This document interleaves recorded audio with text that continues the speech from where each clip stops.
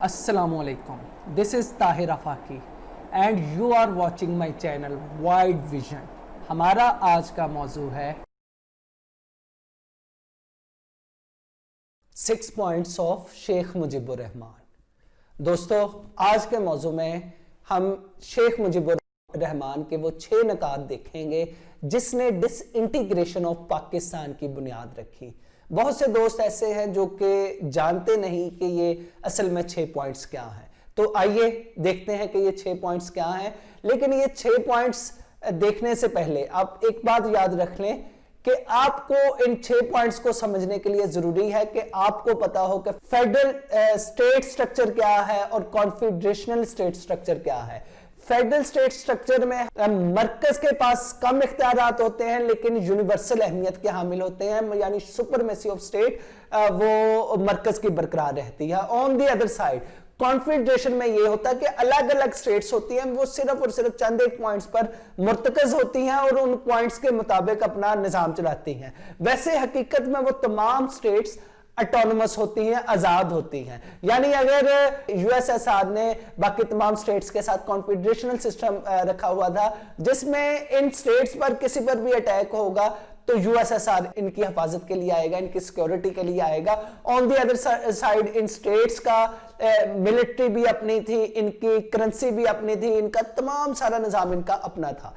तो ये एक सिलसिला था। तो अब हम देखते हैं, ये चीज आपके जहन में है तो आप 6 पॉइंट्स को अच्छे तरीके से समझ लेंगे। तो शेख मुजीबुर रहमान असल में अवामी पार्टी का सरबराह था। अवामी पार्टी जो कि 1949 में वजूद में आई थी। मौलाना अहमद बाशानी इनके पहले प्रेसिडेंट थे। ये उस वक्त जनरल सेक्रेटरी बने थे। तो रफ्ता रफ्ता इन्होंने पावर एक्वायर की और अवामी लीग के सरबराह बन गए। 1966 में इन्होंने 6 पॉइंट्स पेश किए थे जिनकी बुनियाद पर पाकिस्तान 2 लख्त हुआ। फिर उसके बाद अगरतला कॉन्स्पिरेसी केस हुआ नेक्स्ट ईयर, जिसमें अवामी लीग के कुछ सरबराहों ने पार्टी के बारे में ये राज मुनकशफ किया कि पार्टी के लोग इवन जो है पार्टी के सरबराह इंडियन एजेंसी से पैसा ले रहे हैं, वो काम कर रहे हैं ताकि ईस्ट पाकिस्तान को वेस्ट पाकिस्तान से अलग किया जाए।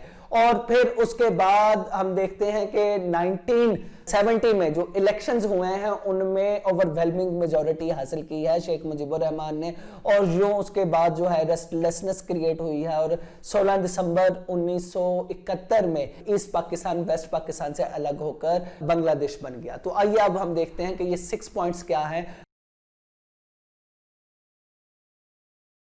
तो 6 पॉइंट्स में से फर्स्ट पॉइंट जो है जो कि बड़ा वाजिया है, बड़ा जेन्युइन है, लेकिन आप देखिएगा जैसे कि आपने फेडरल स्टेट स्ट्रक्चर और कॉन्फेडरेशनल सिस्टम को समझा तो उसे जहन में रख के आप इसको समझिएगा। तो एक पहला ही पॉइंट जो जिसमें शेख मुजीबुर रहमान ने कहा है, the constitution should provide for a federation of Pakistan, मतलब federal form of government Pakistan में होगा, यहां पर पार्लियामेंट्री फॉर्म ऑफ गवर्नमेंट होगा, फेडरल फॉर्म ऑफ गवर्नमेंट जिसमें सूबों के पास इख्तियारात ज्यादा होंगे, मरकज के पास कम होंगे लेकिन सुप्रीम नेचर के होंगे। तो इसकी मैं आपको सिंपली डेफिनेशन भी बता देता हूं कि federal form of state is a system of governance in which few but supreme powers by the constitution to given the central government to rule over the whole country. On the other side, general but many powers are given to the federating units to rule over the parts of countries. तो इससे आप समझ गए यहां पर divisions और power है, मरकज के पास कम पावर है और सूबों के पास ज्यादा इख्तियारात है। इसके साथ साथ शेख मुजीबुर रहमान ने कहा कि पार्लियामेंट्री फॉर्म ऑफ गवर्नमेंट होगा जिसमें सुपरमेसी ऑफ लेजिस्लेचर होगी, यानी पार्लियामेंट के पास सुपरमेसी होगी और यहां पर जितने भी नुमाइंदे मुंतखब किए जाएंगे वो यूनिवर्सल अडल्ट फ्रेंचाइज की बुनियाद पर, यानी 1 मैन 1 वोट की बुनियाद पर जो है यहां पर जो है सिस्टम होगा। तो ये है इसका फर्स्ट पॉइंट जो बिल्कुल जेन्युइन है। आप फेडरल फॉर्म ऑफ गवर्नमेंट को देख लें, बिल्कुल ओके इसकी डिमांड करता है। पाकिस्तान भी जो वजूद में आया वो यही था कि फेडरल फॉर्म ऑफ गवर्नमेंट होगा, सूबों को ज्यादा इख्तियारात और मरकज के पास कम इख्तियारात होंगे। दूसरे पॉइंट में शेख मुजीबुर रहमान का कहना है कि फेडरल गवर्नमेंट जो है वो सिर्फ और सिर्फ 2 सब्जेक्ट्स को डील करेगी, डिफेंस और फॉरेन अफेयर। डिफेंस और फॉरेन अफेयर, यानी करेंसी को इसमें से निकाल दिया। हालांकि फेडरल फॉर्म ऑफ गवर्नमेंट में डिफेंस, फॉरेन अफेयर, करेंसी और ट्रांसपोर्टेशन, कम्युनिकेशन सिस्टम, ये सारा मरकज के पास होता है। तो खैर यहाँ पर शेख मुजीबुर रहमान का कहना है डिफेंस और फॉरेन अफेयर जो है वो मरकज के पास होंगे, बाकी तमाम की तमाम पावर्स जो हैं वो सूबों को दी जाएंगी। ये ठीक है कि सूबों को इख्तियारात ज्यादा से ज्यादा देने चाहिए, इससे federal form of government, federal structure जो है वो मजबूत होता है। लेकिन ये कहना कि डिफेंस और फॉरेन अफेयर जो है मरकज के पास होंगे, बाकी सारे इख्तियारात, तो ये काफी हद तक नामुमकिन है। ये इवन अगर आप देखें कॉन्फेडरेशंस में तो ये मुमकिन है, लेकिन फेडरल फॉर्म ऑफ गवर्नमेंट में ये मुमकिन नहीं है। अब थर्ड पॉइंट है, थर्ड पॉइंट के मुताबिक जो है करेंसी जो है ये दोनों मराकज की, ईस्ट पाकिस्तान और वेस्ट पाकिस्तान की अलग अलग करेंसी होगी। ना सिर्फ करेंसी अलग होगी बल्कि separation of banking reserve, banking reserve भी दोनों का अलग अलग होगा। Separate fiscal and monetary policy भी अलग होगी। यानी जितना भी ये निज़ाम है फाइनेंस का, करेंसी का, ये दोनों का अलग अलग होगा। तो सीधी तरह यहां पर कह दें कि आप कॉन्फेडरेशनल सिस्टम चाहते हैं तो बिल्कुल ये कॉन्फेडरेशनल सिस्टम की बात हो रही है। फोर्थ पे देखें कि रेवेन्यू टैक्स, रेवेन्यू कलेक्शन जो है उसका इख्तियार भी मरकज से लेकर सूबों को दिया जाए और सूबे ही जो है टैक्सेशन, टैक्स का निज़ाम जो है टैक्स इकट्ठा करेंगे और सेंट्रल पावर के पास ऐसी कोई पावर नहीं होगी। और ये है कि ये तमाम जो टैक्स इकट्ठा करके सूबों के पास ये हक होगा कि वो थोड़ा बहुत मरकज को दे दे, अदरवाइज ये जितना भी फाइनेंस ये सूबों का होगा और सूबे इस पर जो है इसके मुताबिक एक्सपेंडिचर्स करेंगे। फिफ्थ पॉइंट जो है ये अब सेकंड पॉइंट की जो है नफी आ रहा है। फिफ्थ पॉइंट है to separate accounts for the foreign exchange, foreign exchange के सेपरेट सेपरेट अकाउंट्स होंगे।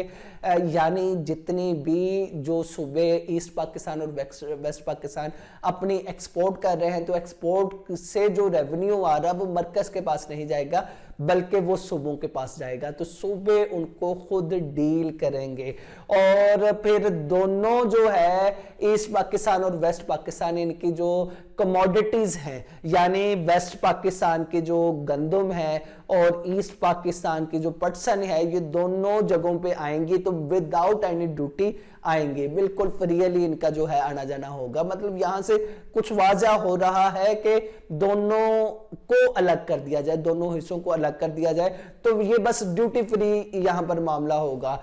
Units to establish trade link with foreign countries, इनके पास यूनिट्स के पास, फेडरेटिंग यूनिट्स के पास, यानी ईस्ट पाकिस्तान के साथ ये के पास ये इख्तियार होगा कि ये खुद दूसरे ममालिक के साथ अपने ताल्लुकात एस्टेब्लिश कर सके। ट्रेड ताल्लुकात जो है फाइनेंस से मुतल्लिका ताल्लुकात, अपने जो एक्सपोर्ट्स इंपोर्ट जो है वो खुद इसका तयन करे, खुद इसकी पॉलिसीज बनाए। और 6 पे लास्ट जो पॉइंट है जो कि सेकंड पॉइंट की नफी है कि जिसमें बताया गया कि डिफेंस और फॉरेन अफेयर जो है वो मरकज के पास होंगे। यहां पर कहा गया कि ईस्ट पाकिस्तान अपनी सेपरेट पैरामिलिट्री फोर्सेस बनाएगी, अपनी मिलिट्री फोर्सेस, और उनका नेवी हेडक्वार्टर भी जो है ईस्ट पाकिस्तान में होगा। यानी डिफेंस भी जो है ईस्ट पाकिस्तान का बिल्कुल अलग होगा।